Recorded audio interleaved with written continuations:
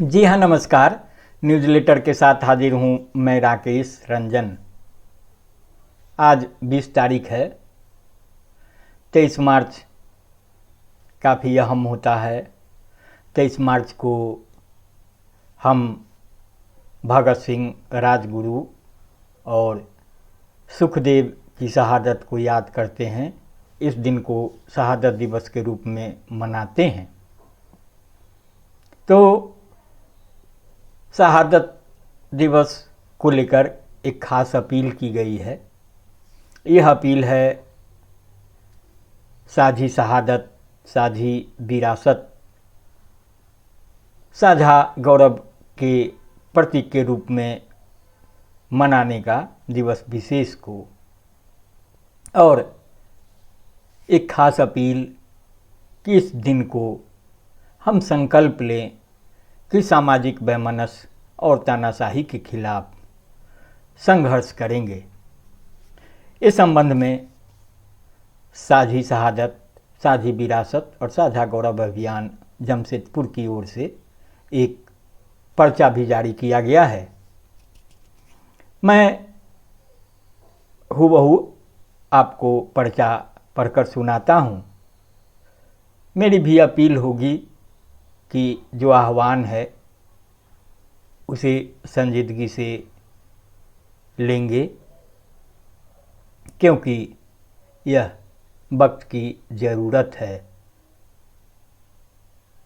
पर्चा में कहा गया है कि दोस्तों, हमारे देश के स्वतंत्रता संग्राम में शहादत की बड़ी शानदार परंपरा रही है।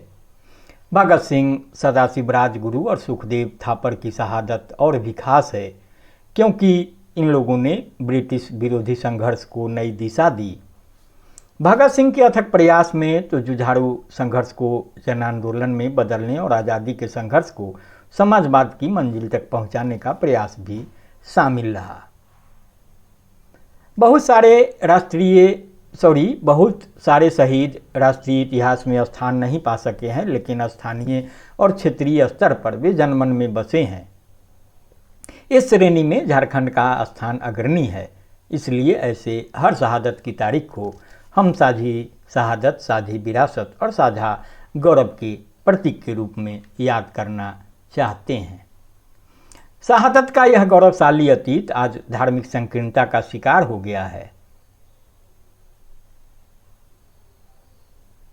इतिहास को बदलने का सुनियोजित प्रयास हो रहा है। अब तक स्वतंत्रता आंदोलन के स्थापित नायकों को हटाकर उनकी जगह विनायक दामोदर सावरकर को स्वतंत्रता संघर्ष के नायक के रूप में स्थापित करने का प्रयास जारी है। जबकि सच्चाई है कि 1907 से 1911 की छोटी अवधि को छोड़कर उन्होंने यानी विनायक दामोदर सावरकर ने अपना सारा जीवन अंग्रेज शासकों से माफ़ी मांगकर जेल से बाहर निकलने और उनकी सेवा करने के उद्देश्य से हिंदू मुस्लिम वैमनस्य पैदा करने में लगाया था।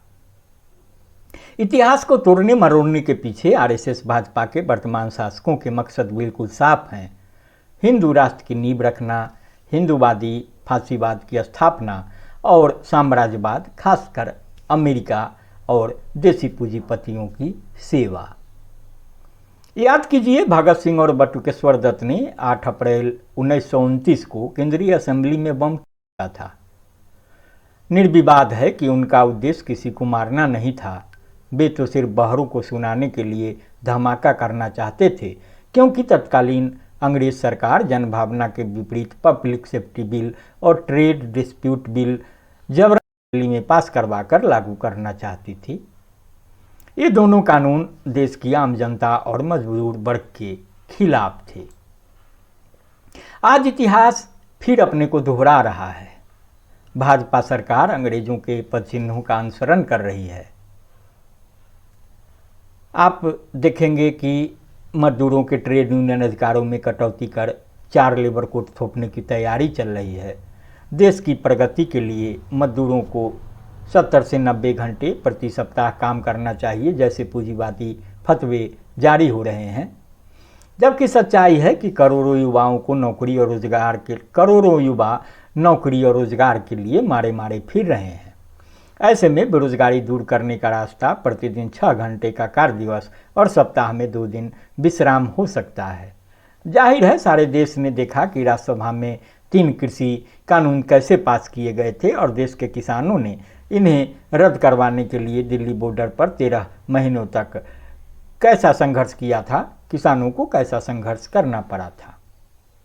लगभग 750 किसान शहीद हो गए, फिर भी उनकी हम समस्याओं का हल नहीं निकल पाया है।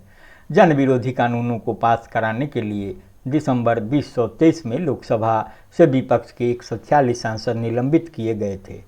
यह तो संसदीय जनतंत्र पर बदनुमा दाग है।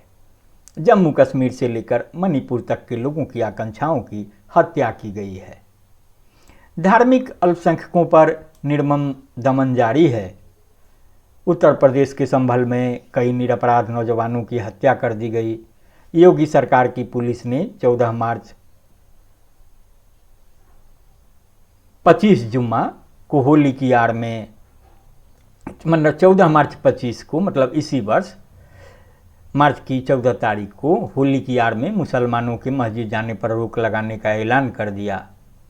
दूसरी ओर मोदी सरकार द्वारा जनसंख्या के आधार पर संसदीय क्षेत्रों के पुनर्गठन यानी डिलिमिटेशन के जरिए दक्षिण भारतीय राज्यों की सीटों को घटाकर उत्तर भारत की सीटों को बढ़ाकर अपनी सत्ता मजबूत करने की चाहत है। इसी प्रकार अपने क्षुद्र स्वार्थ के लिए भाजपा व आरएसएस देश के संघात्मक ढांचे और एकता अखंडता की बुनियाद पर करारा प्रहार करने की तैयारी में जुटा है। अमेरिका की ट्रंप सरकार के दबाव में आकर आयात शुल्क में बढ़ोतरी को लेकर ऊंची कीमत पर अनावश्यक वस्तुओं की खरीद और अवैध अप्रवासियों को हथकड़ी बेड़ी लगाकर भेजा जाना प्रधानमंत्री मोदी को मंजूर है। याद कीजिए, भारत के अलावा किसी अन्य देश का ऐसा अपमान देखने को नहीं मिला है।